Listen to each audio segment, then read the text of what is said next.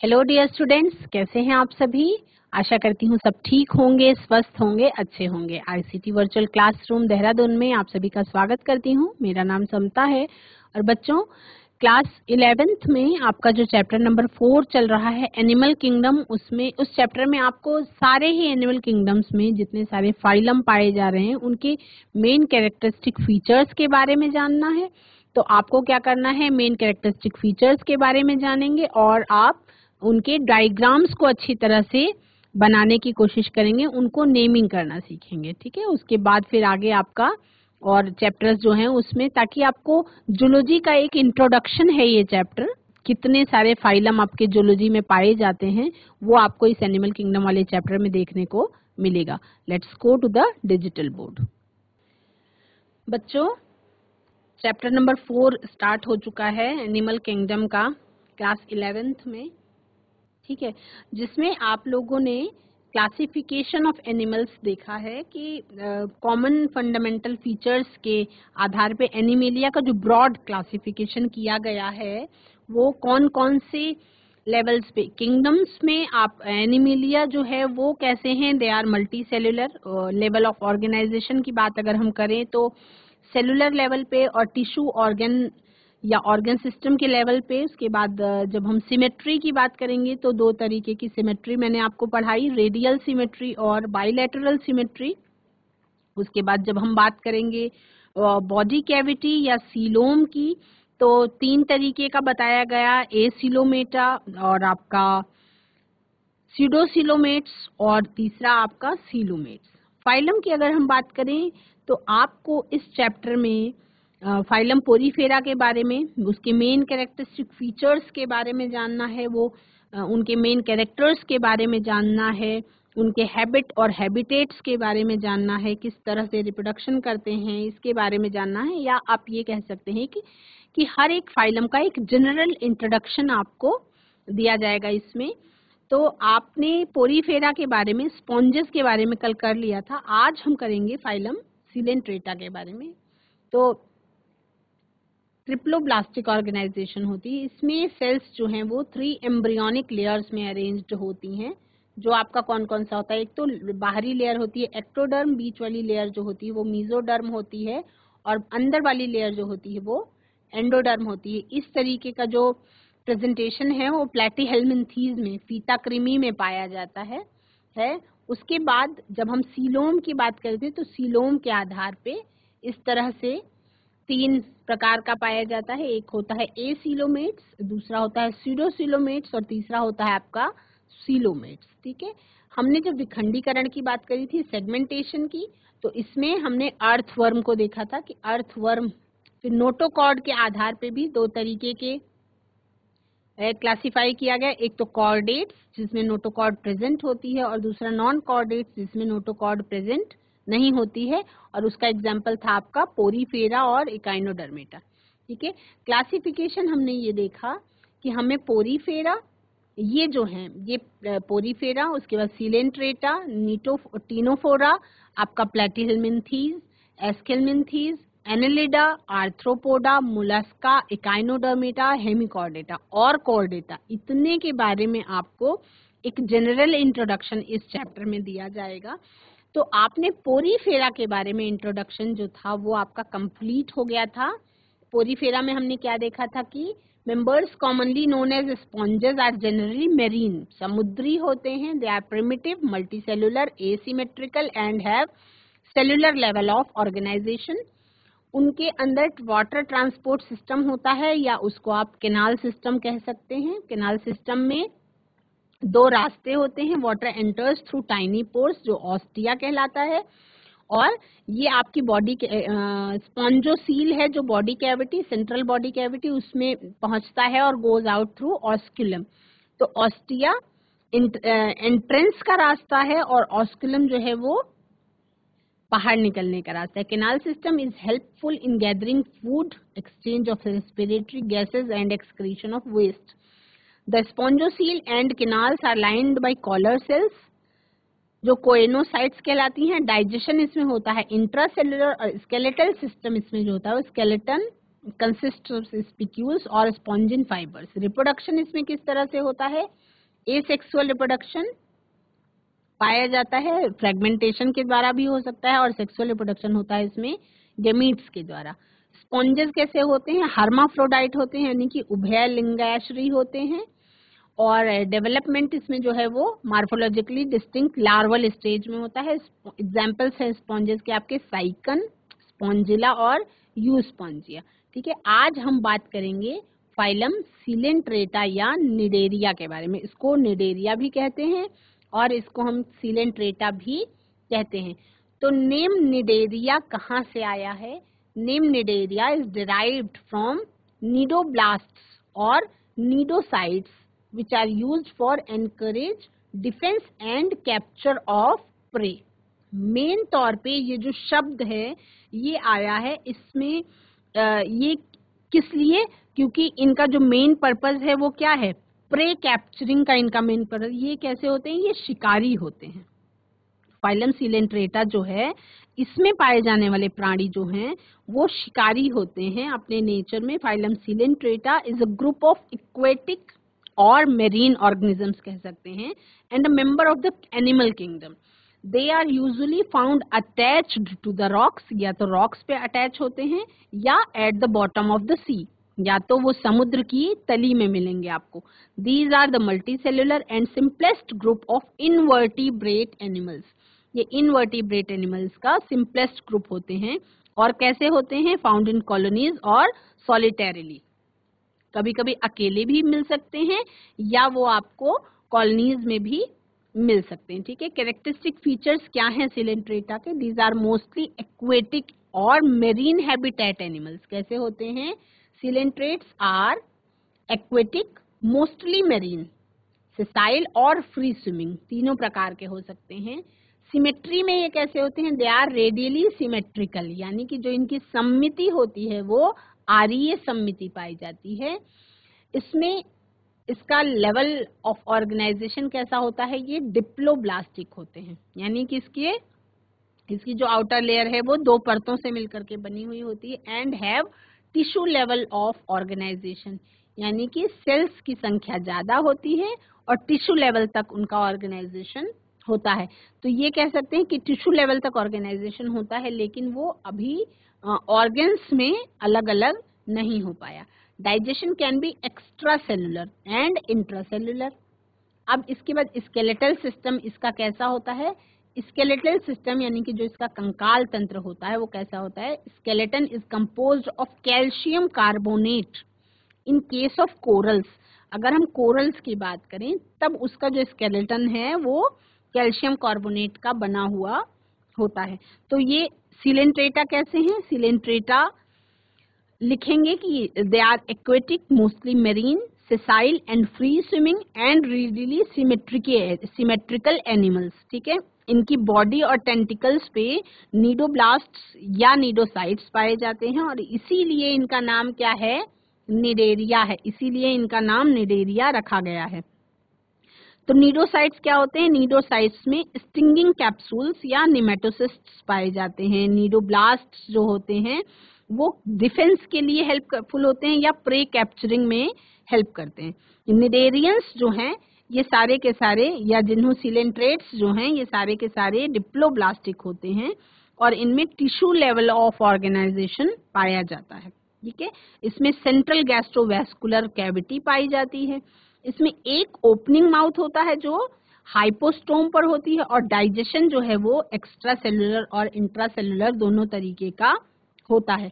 कुछ निडेरियंस होते हैं जैसे आपका कोरल्स है, इनका स्केलेटन है वो कैल्शियम कार्बोनेट का बना हुआ होता है। ठीक है, बॉडी फॉर्म इस तरह से होती है, दो तरीके की हो सकती है, या तो वो पॉलिप होगी या वो मेड्यूसा होगी।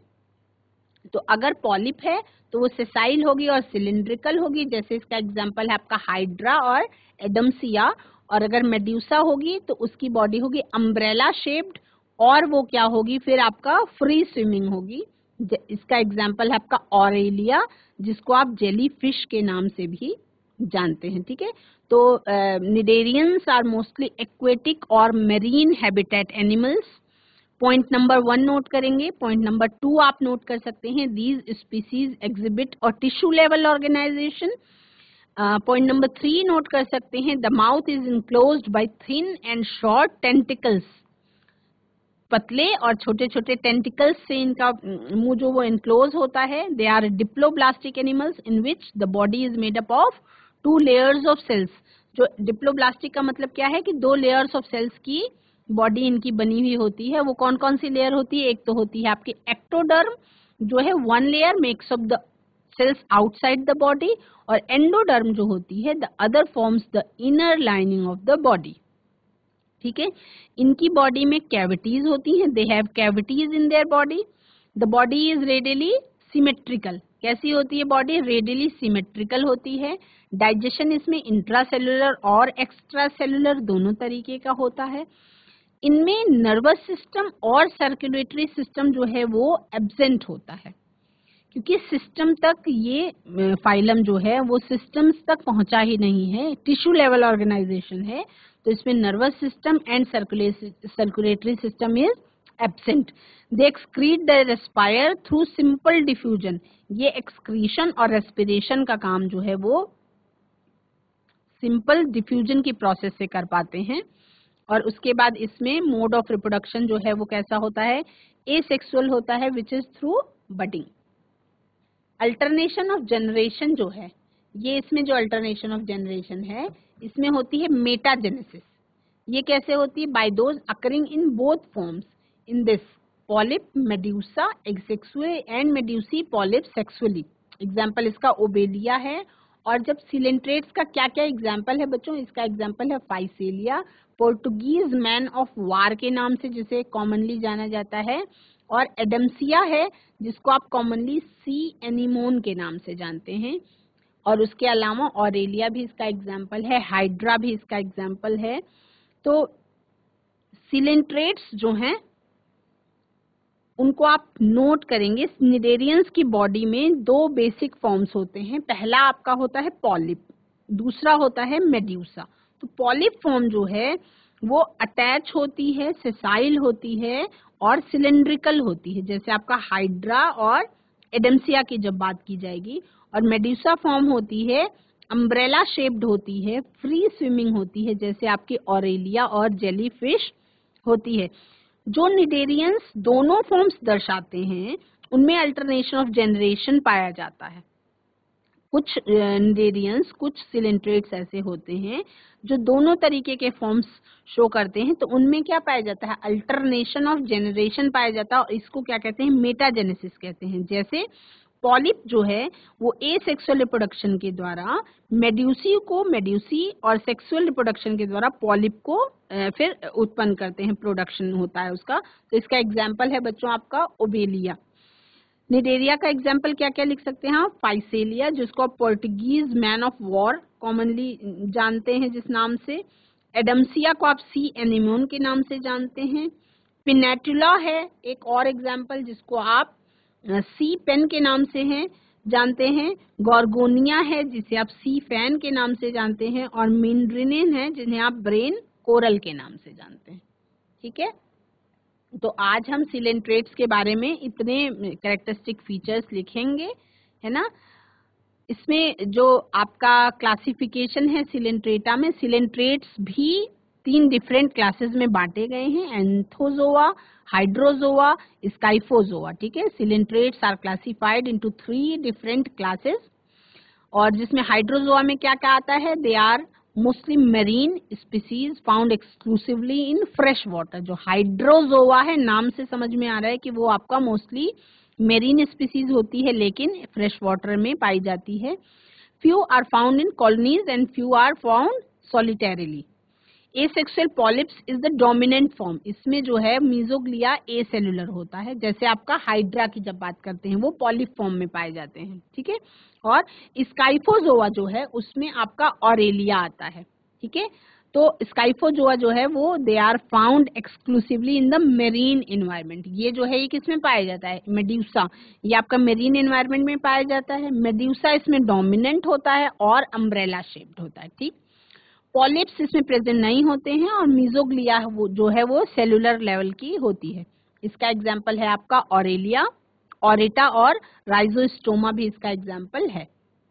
ठीक है, नेक्स्ट आप नोट कर सकते हैं एंथोजोआ। एंथोजोआ जो होता है they are found exclusively in the marine environment. Mesoglea इसमें contains fibrous connective tissues and amoeboid sales.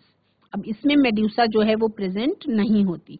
इसका एग्जाम्पल आप लिख सकते हैं मेट्रीडियम और जीनिया। ठीक है, और तो सिलेंट्रेट्स के बारे में देखो, अगर एक क्वेश्चन आ जाए what are the characteristics of coelenterates तो लिख सकते हैं, 1 नंबर के क्वेश्चन में ये आ सकता है the coelenterates are aquatic mostly marine organisms. Second point में लिख सकते हैं the body is radially symmetrical and exhibit a tissue level organisation.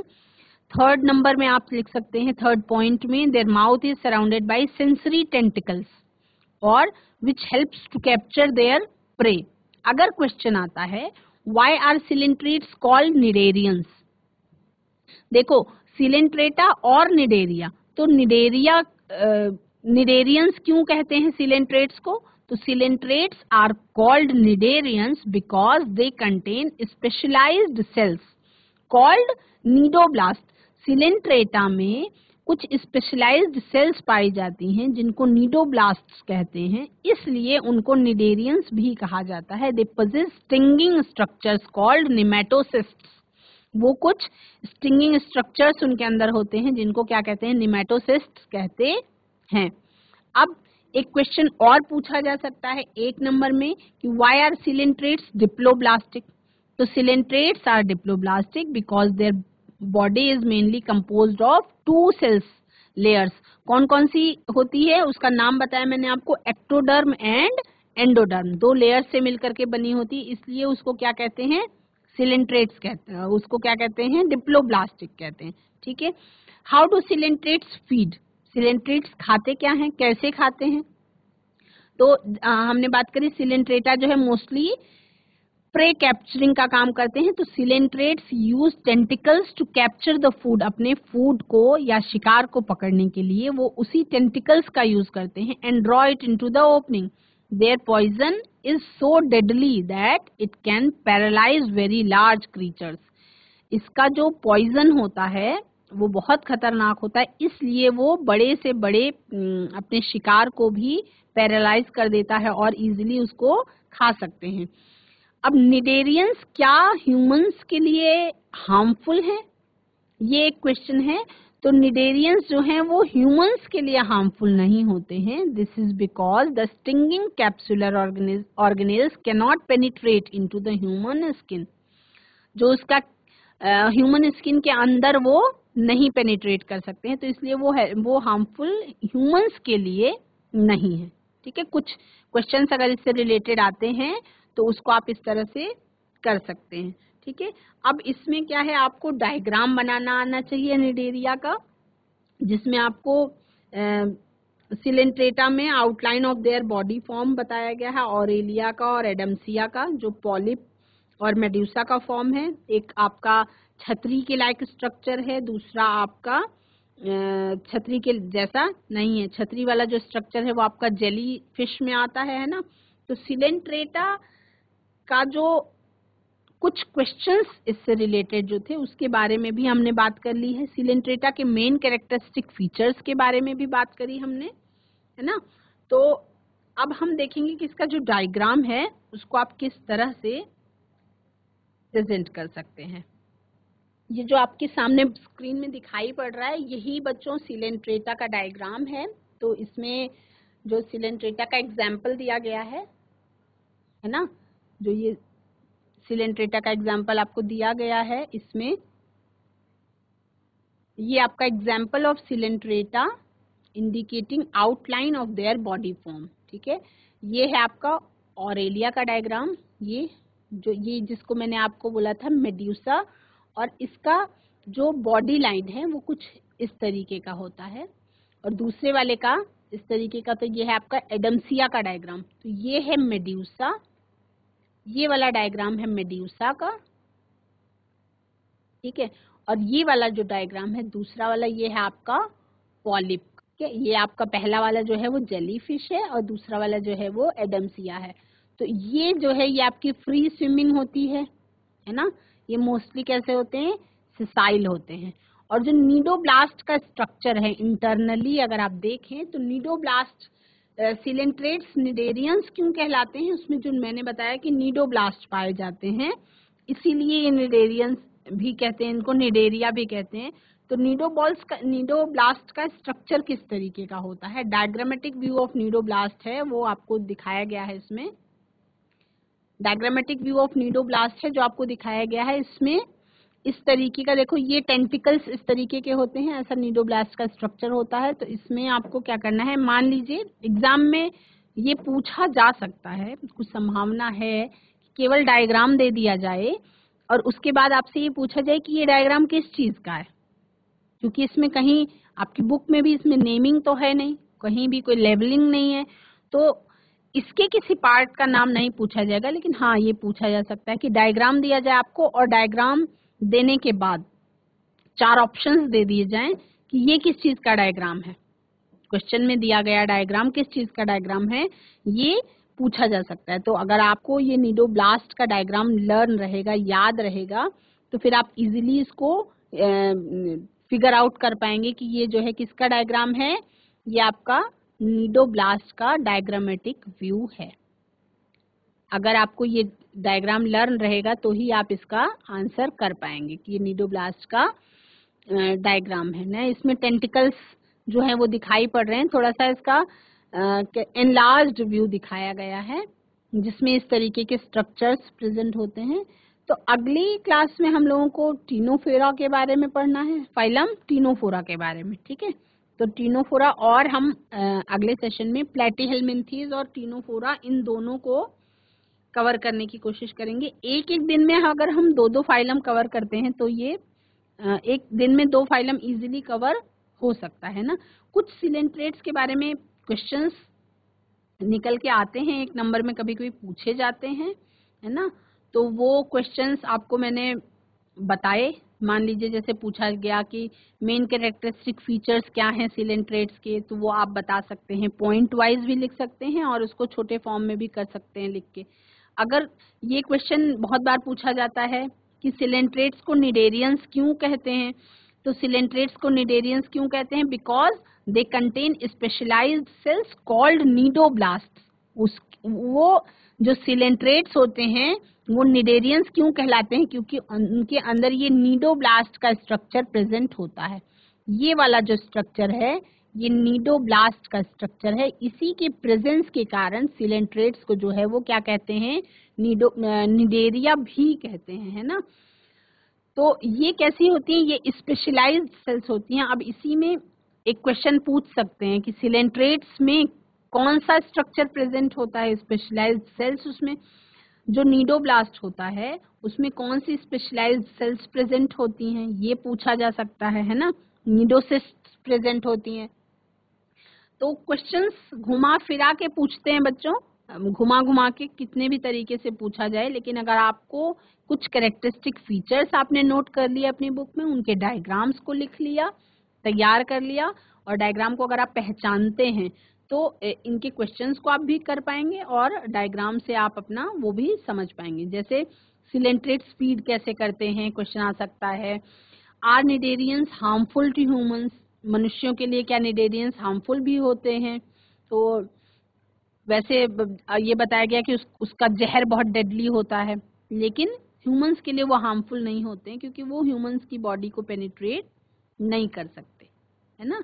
तो कुछ क्वेश्चंस जो थे जनरल जो आ जाते हैं उनके बारे में मैंने आपको बताया। सिलेंट्रेट्स का एक आपको इंट्रोडक्शन दिया गया, उसमें कुछ जो आपको डायग्राम्स थे वो डायग्राम्स आपको तैयार करने हैं और डायग्रामेटिक व्यू ऑफ नीडोप्लास्ट को भी लर्न करना है और ये देखना है कि जो सिलेंट्रेट्स है उसमें ही नीडोब्लास्ट नाम की स्पेशलाइज्ड सेल्स पाई जाती हैं, इसीलिए इसको सिलेंट्रेट्स को निडेरिया के नाम से भी जानते हैं।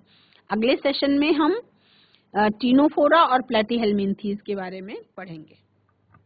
बच्चों आज की क्लास में आप सभी ने सिलेंट्रेटा फाइलम के बारे में जाना कि सिलेंट्रेट्स को ही निडेरिया के नाम से भी जानते हैं और यही एक स्पेसिफिक क्वेश्चन मेन है, कभी कभी एग्जाम में आता है कि सिलेंट्रेट्स को निडेरियंस क्यों कहते हैं या सिलेंट्रेटा या निडेरिया दो फाइलम्स।